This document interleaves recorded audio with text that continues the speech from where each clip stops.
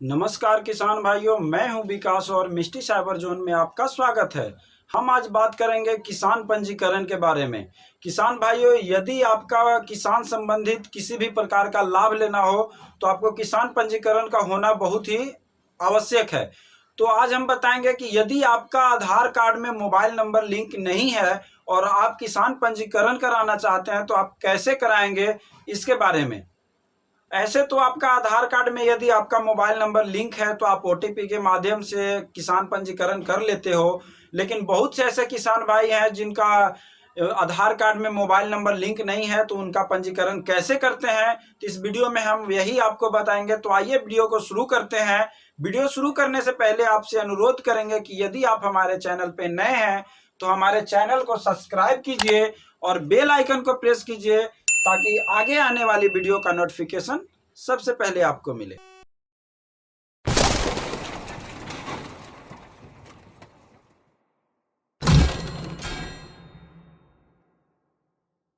तो हम फाइनली आ गए अपने पीसी स्क्रीन पे, और पीसी स्क्रीन पे गूगल क्रोम ओपन कर लेंगे। गूगल क्रोम ब्राउजर ओपन करने के बाद यहाँ आपको सर्च करना है dbtagriculture.bihar.gov.in। तो हम डीबीटी के साइट पे आ जाते हैं। यहाँ देखिए एक सूचना भी दे रहा है, कृषि विभाग बिहार सरकार द्वारा किसानों को ओटीपी या पैसा वापसी के संबंध में कोई भी कॉल नहीं किया जाता है, कृपया जालसाजों से सावधान रहे। तो आपको देखिए यहाँ पे फर्स्ट में ही आपको बता रहा है कि आप जालसाजों से सावधान रहें। किसी भी तरह का कोई कॉल नहीं जाता है आपको। यदि कोई कॉल जाता है तो फ्रॉड कॉल है, वो आपको ठगने के लिए कॉल कर रहा है। तो आप ऐसे ऐसे ठगों से थोड़ा सावधान रहें। तो आइए प्रोसेस टू होम पेज पे क्लिक करेंगे। उसके बाद आ जाना है यहाँ आपको पंजीकरण में आपको 3 ऑप्शन टोटल मिल जाएगा। पंजीकरण करें, पंजीकरण जाने और पावती प्रिंट करें। तो आपको अभी पंजीकरण करना है, आपको पंजीकरण करना हम बताएंगे। तो यहाँ पे पंजीकरण पे आपको क्लिक करना है। पंजीकरण पे जब आप क्लिक कीजिएगा तो यहाँ खुल करके आ जाएगा। यहाँ पे आपको से हैं तो जनरल, अगर आपके पास सहज या सीएससी का आईडी है तो आप सीएससी भी यूज कर सकते हैं।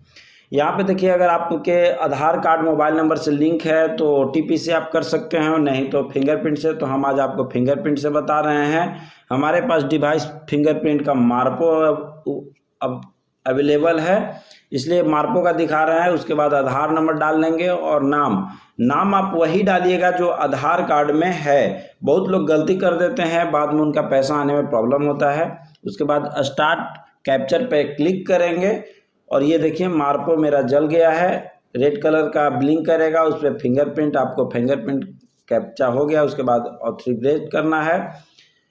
ऑथेंटिकेट करने के बाद आपको एक ऑप्शन आ रहा है, क्या आप केसीसी यानी किसान क्रेडिट कार्ड जो होता है, जो किसान को लोन मिलता है, वो आपका है पहले से? अगर है तो यस कीजिए और बैंक का डिटेल डालिए। तो फिलहाल ये जिस किसान का हम कर रहे हैं इनका कोई भी केसीसी नहीं है, तो इनका हम नो करते हैं और आगे बढ़ेंगे। आगे बढ़ने पे यहाँ पे 3 ऑप्शन आपको आता है, किसान पंजीकरण, विक्रेता पंजीकरण और ऑनलाइन अनुज्ञप्ति प्रमाण पत्र। तो आपको यहाँ 2 जो है आपका विक्रेता पंजीकरण और ये दोनों हाइड रहता है, आपका हाईलाइटेड रहता है यही ये किसान पंजीकरण। तो किसान पंजीकरण पे क्लिक करेंगे। किसान पंजीकरण पे क्लिक करने के बाद आपको आ जाना है किसान का प्रकार। अगर यदि किसान का प्रकार स्वयं है, अगर उसका अपना ज़मीन है और वो बटैया नहीं करता है और उसका रजिस्ट्रेशन स्वयं का ज़मीन पे कराना है तो वो स्वयं रहेगा। अगर किसान भूमिहीन है और वो बटैया या किसी का खेती गला या पाटा पे लेकर के करता है तो आप वास्तविक खेती से भी पंजीकरण कर सकते हैं। पहले वास्तविक खेती से पंजीकरण नहीं होता था, लेकिन अब इस बार जो लास्ट अपडेट आया है उस समय से वास्तविक पंजीकरण भी हो रहा है। इसके बाद किसान का नाम ऑटोमेटिक लिखा हुआ आ जाएगा। उनका पिता का नाम, पिता, माँ या पति का नाम, यदि लेडीज है तो पति का नाम, नहीं तो ये तो जेंट्स है तो इनके फादर्स का नाम रहेगा, पिता का नाम। जन्म तिथि डाल देंगे। आधार पे जो जन्म तिथि है वो आधार पे जन्म तिथि है वो आधार डाल देंगे। उसके बाद फिलअप कर लेंगे लिंग, जाति, जिला, प्रखंड। तो हम फिलअप कर लेते हैं। हम आपको एक चीज़ और बता देना चाहते हैं, यदि आपका मार्पो फिंगरप्रिंट वर्क नहीं कर रहा है किसान पंजीकरण में तो आप कमेंट में बताइएगा। उसका भी हम एक बहुत ही आसान तरीका, एक आपको सॉफ्टवेयर भी हम आपको प्रोवाइड कर देंगे जिसके माध्यम से आप इसमें आप मार्पो यूज कर सकें।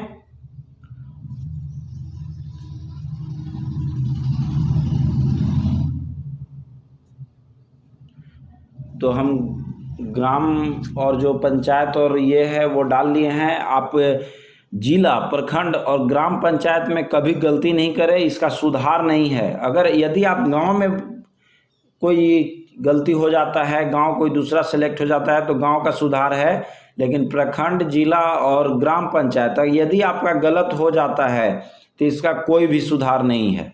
इसलिए आप थोड़ा केयरफुली रजिस्ट्रेशन करें। और यहाँ पे हम थोड़ा कुछ हाइड कर लेंगे इनका पर्सनल प्राइवेसी के वजह से, क्योंकि इनका मोबाइल नंबर और बैंक अकाउंट नंबर हम शो नहीं कर सकते हैं, इसलिए हाइड कर देते हैं और इनका फिलअप कर लेते हैं। एक चीज़ और आपको बता देंगे कि यदि आपको किसान से संबंधित किसी तरह का समस्या है और आप हमारे ही ज़िले के हैं तो आप हमारे सेंटर पे आप विजिट कर सकते हैं। औरंगाबाद ब्लॉक पे ही हमारा मिस्टी साइबर जोन एक शॉप है, आप वहाँ भी विजिट कर सकते हैं। और नहीं तो आप कमेंट में बताइएगा, हम कोशिश करेंगे कि आपका समस्या का जो भी समाधान हो आपको हम बता दें। और यदि आपको नहीं समझ में आता है तो आप हमारे सेंटर पे विजिट कीजिएगा, आपका काम कर दिया जाएगा। और सभी किसान भाइयों से मेरा अनुरोध रहेगा कि फसल बीमा यानी जो फसल का इंश्योरेंस है आपका वो जरूर कराएं, क्योंकि इंश्योरेंस कराने में ज़्यादा कुछ नहीं है। आपको खूब लगेगा तो 50 रुपये लगेंगे, लेकिन आपका कराया हुआ रहेगा फसल इंश्योरेंस और किसी तरह का क्षति होता है तो आपको एक अच्छा सा रकम आता है। तो इसलिए आप इस पे नहीं जाएं कि आता नहीं है, आप इंश्योरेंस जरूर कराएं। पिछले बार आपको रबी का, पिछले साल का आपको रबी के बारे में पता ही होगा कि आया था 10-10, 15-15 हज़ार रुपये आए थे। तो एक बार में ही सारा आपका इंश्योरेंस का जो भी आपका खर्च लगेंगे ऑनलाइन। और नहीं तो आप कोशिश कीजिए कि आप खुद से करें। हम तो वीडियो डाले हुए भी हैं कि फसल बीमा कैसे करते हैं, तो आप देख करके सीखिए और खुद से कीजिए। इसमें कोई कहीं से कोई टफ नहीं है, ना ही कोई चार्ज देना है। बस अगर यदि आप साइबर कैफ़े से कराते हैं तो उनका सर्विस चार्ज जो भी है वो आपको देना होगा, लेकिन आप ज़्यादातर कोशिश करें कि आप खुद से ही करें। तो यहाँ पे हम बैंक अकाउंट नंबर ये सब डाल लिए हैं, एक बार हम मिला लेंगे बैंक अकाउंट और IFSC कोड, ताकि बाद में प्रॉब्लम नहीं हो। और उसके बाद सबमिट पे क्लिक करेंगे। सबमिट पे क्लिक करेंगे,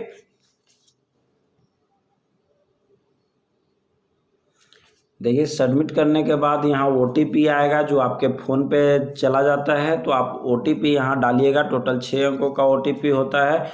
और OTP के ये नाम से याद आया, यदि आपको किसी फ्रॉड कॉल आता है कि हम एग्रीकल्चर या किसान विभाग से बोल रहे हैं, आपका PM किसान का पैसा और आप OTP बताइए या बैंक अकाउंट बताइए, ATM नंबर, तो आपको कभी ऐसा नहीं देना है। यदि आप एक साइबर कैफ़े संचालक हैं तो आपके पास जो भी कस्टमर आते हैं रजिस्ट्रेशन या किसान का कोई भी काम कराने, तो आप उनको ये चीज़ बताइए कि देखिए ऐसा कभी नहीं है, आप ये चीज़ को कभी किसी को शेयर नहीं कीजिएगा, नहीं तो वो आप फ्रॉड में यदि आप फंस जाइएगा तो फिर कोई क्लेम, उसका कोई उपाय नहीं है, फिर आप क्लेम नहीं कीजिएगा, फिर बहुत मुश्किल हो जाता है। उपाय तो है, थोड़ा मुश्किल हो जाता है, इसलिए कोशिश कीजिए पर्सनल जो भी डिटेल है आप शेयर नहीं करें तो ज़्यादा अच्छा रहेगा। देखिए वो OTP वेरीफाई हो गया है। उसके बाद रजिस्ट्रेशन पे क्लिक करेंगे, ये देखिए इनका रजिस्ट्रेशन हमारे सामने आ गया है, रजिस्ट्रेशन संख्या भी आ गया है, प्रिय किसान उनका नाम रहता है और आपका पंजीकरण स्वीकृत कर लिया गया है। आपका पंजीकरण संख्या जो है वो है। और हर एक के हमको लगता है कि ये ज़िले का पंजीकरण संख्या आगे का जो 4 अंक है, 6 अंक है, वो थोड़ा कॉमन रहता है, क्योंकि हम देखे हैं लगभग हर एक ज़िले का हम पंजीकरण कर चुके हैं, इसलिए अपना पर्सनल एक्सपीरियंस के हिसाब से आपको हम बता रहे हैं। और उनका आधार नंबर में बीच का जो 4 डिजिट होता है वो हाइड रहता है। और पंजीकरण में पहले पंजीकरण का तिथि और टाइम नहीं देता था, लेकिन अब पंजीकरण में तिथि और टाइम भी देता है। तो ये हो गया। इसके बाद ये प्रिंट करके आपको अपने कस्टमर को दे देना है, आपका जो भी प्रिंट के माध्यम से होगा। और नहीं तो ऐसे पंजीकरण बाद में मोबाइल नंबर या आधार नंबर से भी निकल जाता है, इसलिए हम प्राइवेसी में अकाउंट नंबर और मोबाइल नंबर हाइड रखे थे। तो मिलते हैं आपको एक अगली वीडियो में, तब तक के लिए धन्यवाद। जय हिंद।